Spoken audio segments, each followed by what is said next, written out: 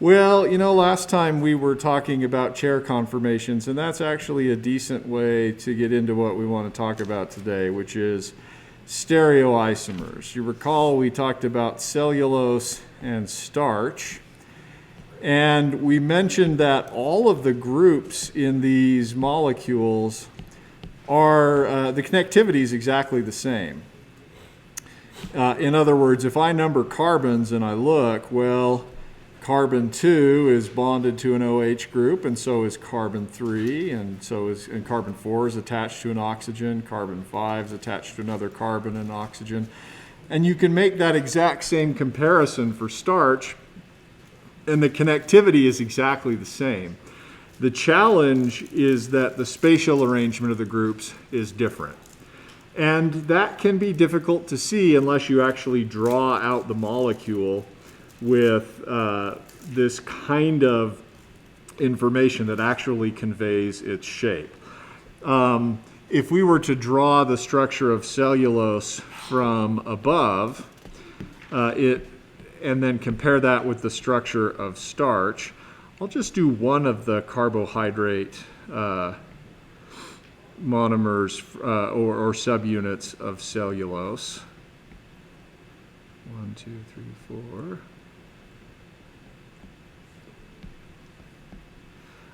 Then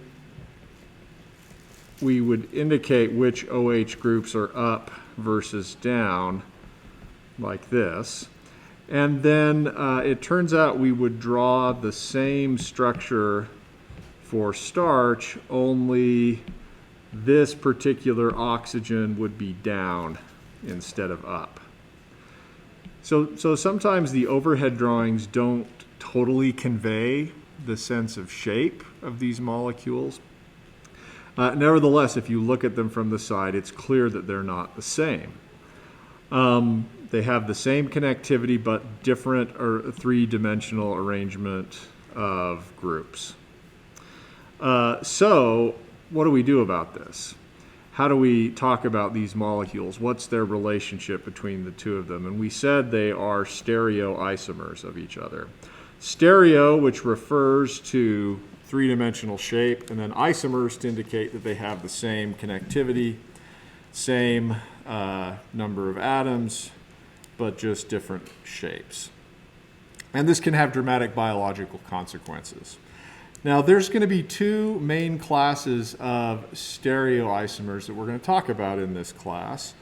The two kinds of stereoisomers are called Diastereomers and Enantiomers. All right, there's only two. If it's not an enantiomer, it's a diastereomer. So only two definitions to keep track of. It turns out that enantiomers are going to have a very specific definition. They are going to be mirror images that are not the same thing. And then diastereomers is going to be every other kind of stereoisomer. So just looking at these structures up above, I told you they are stereoisomers. What kind of stereoisomer are they? Do they look like mirror images of each other? Nope, they're not. So therefore they must be diastereomers. And this distinction is important because in terms of raw chemical and physical properties, diastereomers are different, and they are chemically different in addition to being different stereoisomers. They're chemically different, their physical properties are different.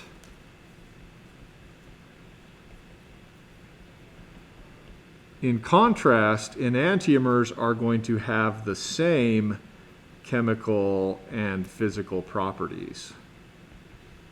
Not necessarily the same biological properties for reasons that we'll discuss a little bit later. So, kinds of diastereomers that you've seen before include cis and trans, or E versus Z. So E alkenes versus Z alkenes. That is a diastereomer issue. Cis and trans, that works for alkenes in some cases, but it also applies for cis and trans relationships about rings. Those two molecules are diastereomers of each other. And then we're going to see other kinds of diastereomers as our time in chapter 5 progresses. But again, why are we doing this? It's because shape is essential in biology. Shape is essential to structure and function. So let's define a few terms, and then maybe I will tell you a story about a tale of two enantiomers and the mysterious and sometimes insidious money-making strategy of the chiral switch. Ooh, sounds way more exciting than it actually is. All right, I want to make sure I'm not missing anything in the chat. Okay, so let's define what we mean by enantiomers, because diastereomers is going to include everything else. Mirror images that are not the same. Well, when can that be the case? And there's lots of ways that this can occur, but the most commonly for us, well, actually, I'm not going to do that yet.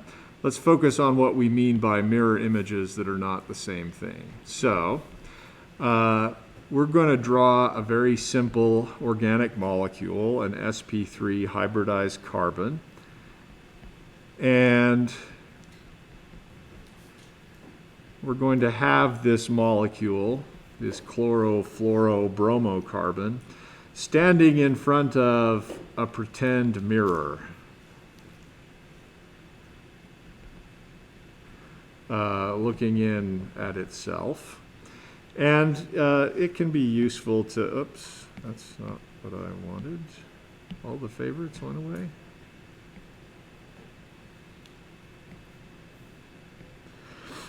It can be useful sometimes to put colors on the group so that we can see different things. Well, let's draw the reflection of this molecule in the mirror. Hydrogen, carbon, bromine coming out at us, fluorine going away into the page, and chlorine in the plane of the page, but pointing backwards. All right, we've got lots of colors to deal with here. Now the question is, are they the same or are they different?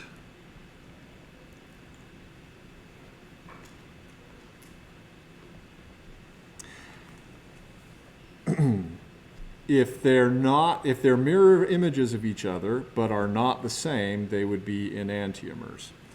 But how can you tell whether they're the same? This may require a little bit of playing around with a chemistry model set to convince yourself that this is true. Now that's hard to do with the camera when half of us are here and half of us are there. Ah, somebody from home's got a model set. Very good.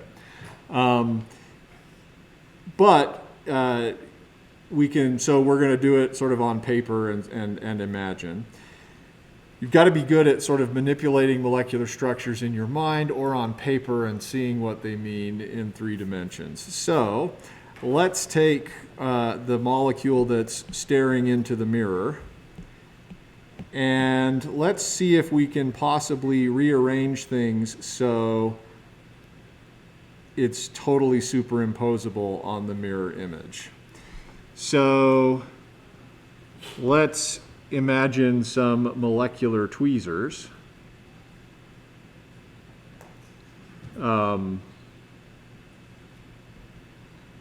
This is the claw from Toy Story, I guess, one of those little aliens.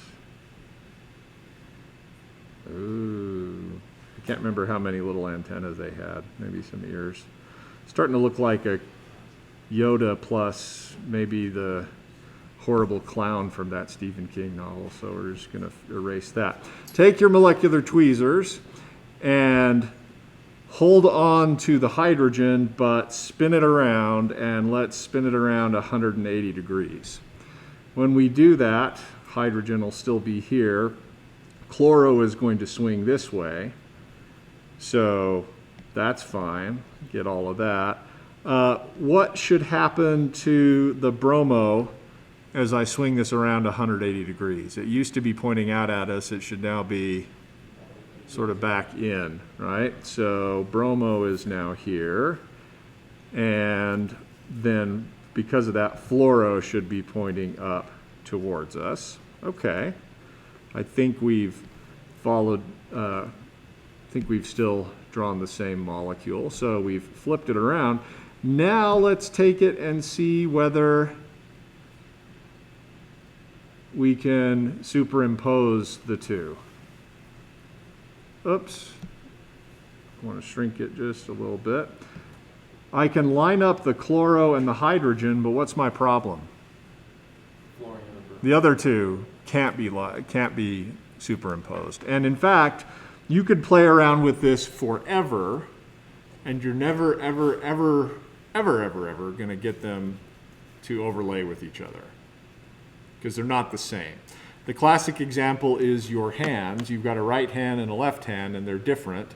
They look like mirror images of each other, but if you try to line up both the palm, the surface, the fingers, and the thumb, you're always going to be messing something up. They can't overlay completely. So we would conclude that they are not the same. Now they have the same connectivity, and they are mirror images of each other, to be sure, but they are not the same, and that satisfies our criteria for calling them enantiomers of each other. The term enantiomer describes a relationship between two molecules. It makes no sense to ask, is this molecule an enantiomer? An enantiomer of what? Right? Two molecules are enantiomers of each other. All right, so let's pause for questions on that definition. Go ahead. So I can imagine it making a difference for like long carbon chains, but does it make a difference for this molecule?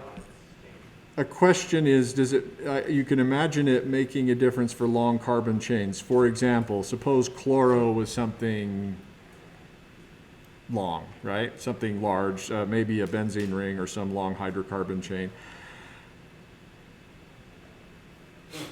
As long as it was the same here and here, those would be enantiomers of each other. Yeah, so mirror images are same things attached to the same things, but different shape. I saw another hand, yeah. No? Did you have a question? I saw your hand, no? I was going to ask, can you have three molecules all be enantiomers of each other? Can you have three molecules all be enantiomer? Easy for you to say. Can you have three molecules all be enantiomers of each other? And the answer is no, only two. It's a relationship between two groups. Or two molecules. They can be enantiomers.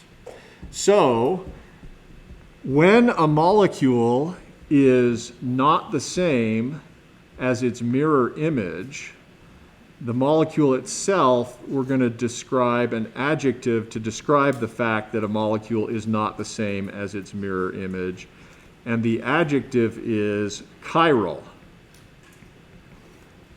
Okay, a molecule is chiral if, and I suppose, I don't know what makes the difference between if and then if you add and only if. Somebody I'm sure knows that. It's a math/logic thing. Who knows? If and only if it is not the same as its mirror image. Right? So, a molecule that is chiral must therefore have an enantiomer. So you can ask, is this molecule chiral? You can't ask, is this molecule an enantiomer, unless you explain, is it an enantiomer of this other molecule? Okay? A chiral molecule must have an enantiomer. And two enantiomers are both chiral. Okay. Any questions about those terms? Yeah. So you can use chiral to describe a molecule. Can we use it to describe just one intersection? Can we use chiral to describe just one part of that molecule? Some people and some organic texts are actually sloppy with that, and they will. However, chirality is a geometric thing. If one part of the molecule is chiral, the whole molecule is chiral. So it's technically incorrect to say this center of the molecule is chiral because the whole thing is. Yeah. All right, so a chiral molecule must have an enantiomer, and both enantiomers are chiral because they are not the same as each other. All right. So we need a way to talk about chiral molecules, and we're going to need some nomenclature that we won't talk about this time, but we're going to need a way of distinguishing between this one on the left and this one on the right. And unfortunately, there's no great convention like there is looking at one's hands. We all now know that this is left and this is right because that's what we've told everybody from time immemorial. We're going to need a similar system for talking about this enantiomer versus that enantiomer. And we'll develop it. It's this R and S nomenclature stuff that you saw a little bit as we learn nomenclature in Chapter 3. But another thing that's going to be helpful for talking about chiral molecules will be the concept of a stereogenic center. Or we will actually just shorten that to stereocenter. A stereocenter is a location or an atom on a chiral molecule that makes the whole molecule chiral. And for our purposes, we're going to define stereocenter as an sp3 hybridized carbon.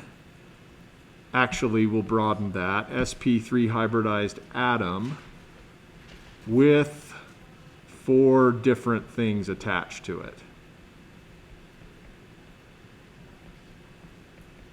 So, this carbon here, in the middle, we would call that carbon a stereocenter. It's an sp3 hybridized carbon with 4 different things attached to it. Some people will say chiral center. You'll hear that in particular among biologists. We in OChem used to use that, but now we don't. And it's because of this concept that yes, that is a center that makes the molecule chiral, but the whole molecule is in that chiral environment. So why do we care about stereocenters? They can actually be useful in determining whether or not a molecule is chiral. Now remember, you're never going to go wrong with the definition that a molecule is chiral when it's not the same as its mirror image. But sometimes looking for stereocenters is a decent shortcut. And so the following are general rules of thumb that will actually always be true.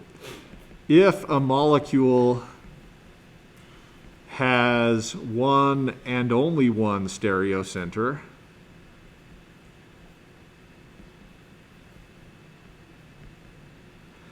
it must be chiral. I'm thinking we need to write some parody of Must Be Santa to remind ourselves about chiral molecules. Must be chiral. I don't know. If a molecule has only one stereocenter. Anyway. I'm not saying it's a good idea. I'm just saying it could be done. If a molecule has one stereocenter, it must be chiral. Second, if a molecule has two or more stereocenters, you're going to love this, it might be chiral. Ugh. It might be chiral, but might not. How is that rule even useful? Well, it reminds you to beware of the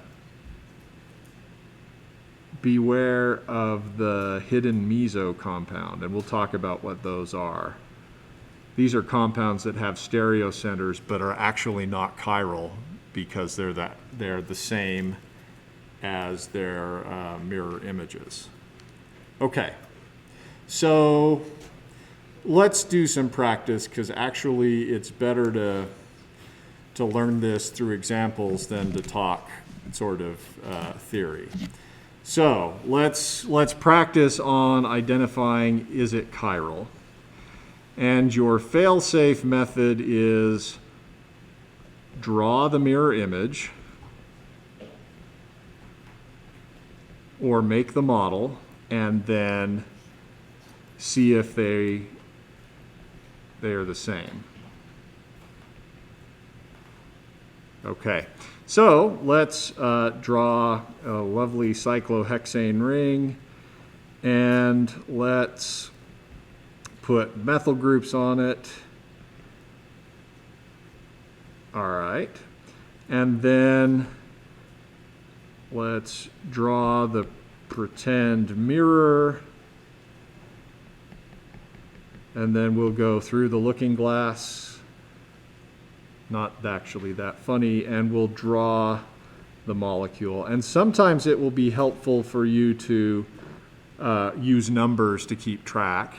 Okay, this carbon here reflected becomes this carbon here, and we draw the methyl groups there with the protons as shown. Now, can you convince yourself that we've drawn mirror images? What's on the left is a reflection of what's on the right.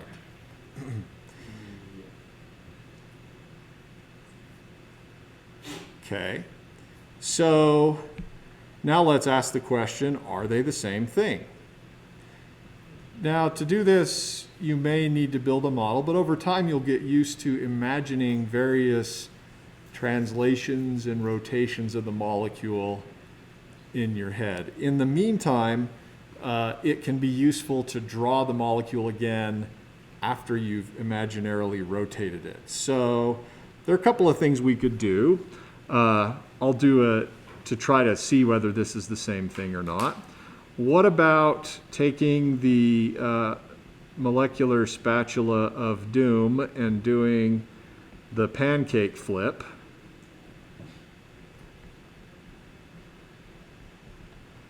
What would that do? That's going to put carbons 1 and 2 over here. The methyl group that was up before we flipped should be what now? Down. Okay. And same on carbon 2 with hydrogens pointing up. Now we can bring that over and compare. Are they the same thing? Doesn't look like it, but what if I do a second pancake flip and instead flip it this way? Then carbon 1 would be here, carbon 2 would be here.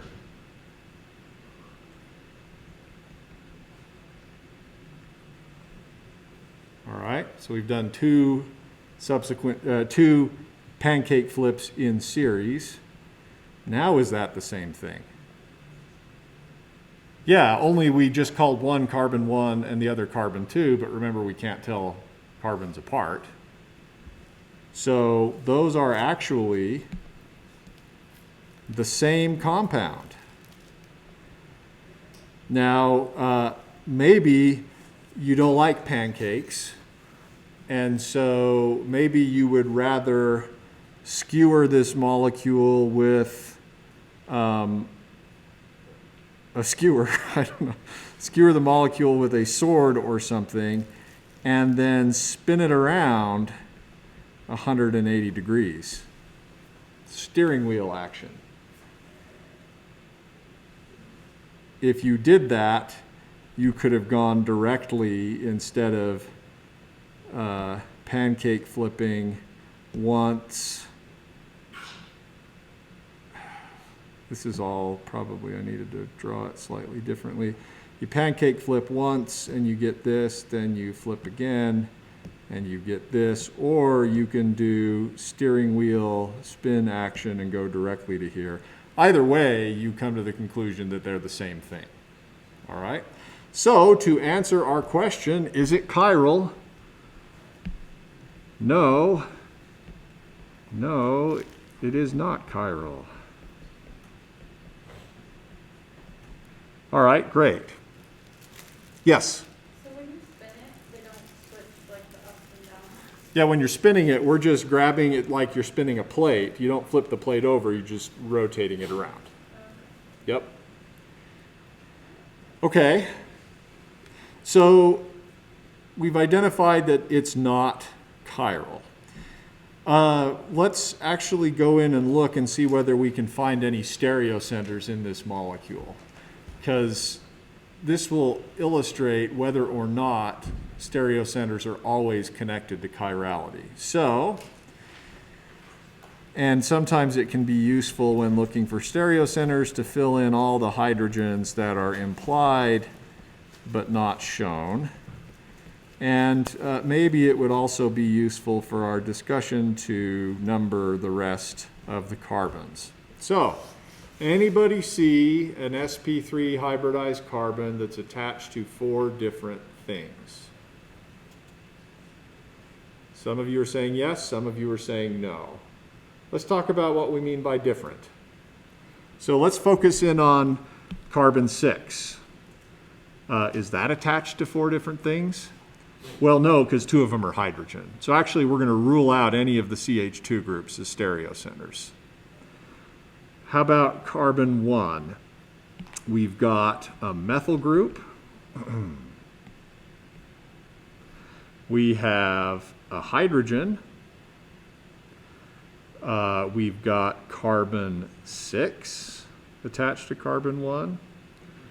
And we've got carbon 2. Now, I guess we should ask, is carbon 6 the same as carbon 2?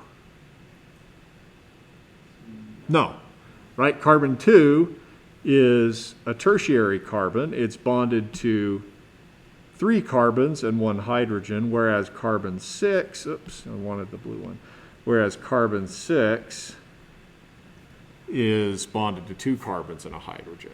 So, yes, carbon 1 is a stereocenter.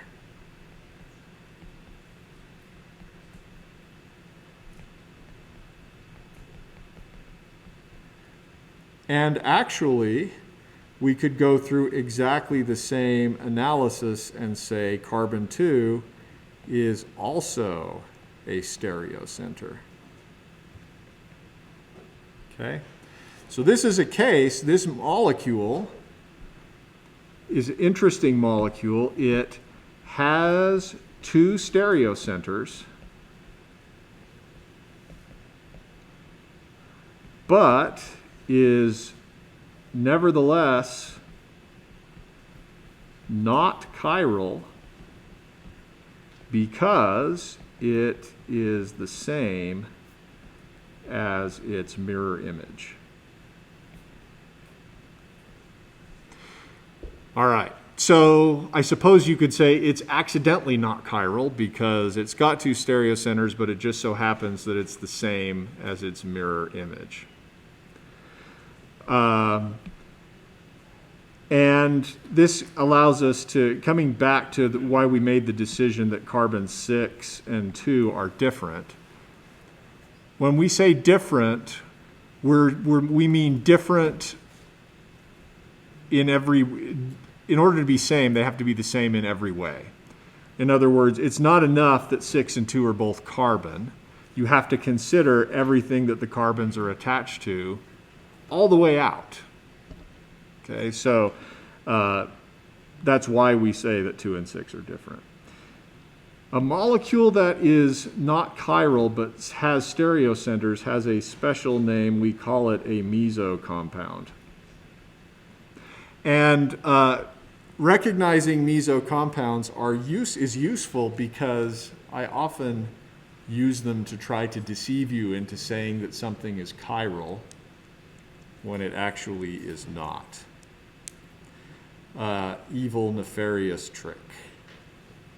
One trick to identifying a Meso compound without even drawing the mirror image is to look for a plane of symmetry in the molecule. So, if we draw this molecule from above, do you notice a plane of symmetry that might lead you to the conclusion that carbon 1 and carbon 2 are the same as each other? Where is it? Horizontal. Horizontal, right here. Okay? That's the plane of symmetry. And the reason this works is because if a molecule has the plane of symmetry, it will automatically be the same as its mirror image. All right, so somebody in the chat asked us, what about a cyclohexane ring with just one thing attached to it? So let's take away one of those methyl groups and let's ask, is it chiral? Okay, well, you can do a couple of things here. First, you can draw its mirror image and see if it's the same. Second, you can look for planes of symmetry in the molecule. And third, you can look for stereocenters. So let's take a shortcut since we did the long way above. Let's look for planes of symmetry. Is there a plane of symmetry in this molecule? Something where everything on the one side is a reflection of everything on the other side.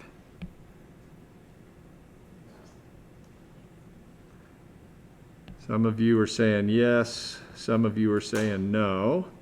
Imagine if I take a plane and I pass it through carbons 1 and 4 and through the methyl group and the hydrogens. That's kind of hard to draw. Is everything on the left a reflection of what's on the right? It turns out it is. So if you don't see it, we need to talk about that. I'm going to redraw this molecule in a way that puts the methyl group here on carbon 1, the hydrogen here, and then this will be 1, 2, oh, can't count, 2, 3, 4, 1, 2, 3, 4, dashes back into the page here, hydrogen here, hydrogen there. In this case, the plane of symmetry is the page itself. Atoms that I'm going to highlight in gray coincide with that plane of symmetry. And then atoms in the front that I highlight in the front, I'm going to highlight the ones that are identical to them in the back. That is, carbon 5 is the same as carbon 3, carbon 2 is the same as carbon 6. Yes? So that compound, it also doesn't have a stereocenter because there's no carbon that's bonding to four different things. So that would also tell us that this isn't chiral because we have to have a stereocenter to be chiral, correct? Bingo. So the comment here in class for folks at home was that carbon 1, you can see now, is not a stereocenter because it is not attached to four different things. And the reason you can tell it's not attached to four different things is that carbon 2 equals carbon 6, carbon 3 equals carbon 5. It's the same all the way around. And I suppose carbon 4 equals carbon 4, but that goes without saying. All right? So carbon 1 cannot be a stereocenter. And that's the other thing that tells us that it's not chiral, is that it doesn't have a stereocenter. Now, there's a slight complication. There's a class of molecules that can be chiral even without stereocenters, but we won't really encounter them, so at least not on purpose. So for our purposes, if it doesn't have a stereocenter, it's not chiral. All right? So I want you to work on that and work on your 3D visualization. I apologize for all the time we lost today because of my own idiocy. I will send you the Gollum link to reward you for your patience, though. So see you next time.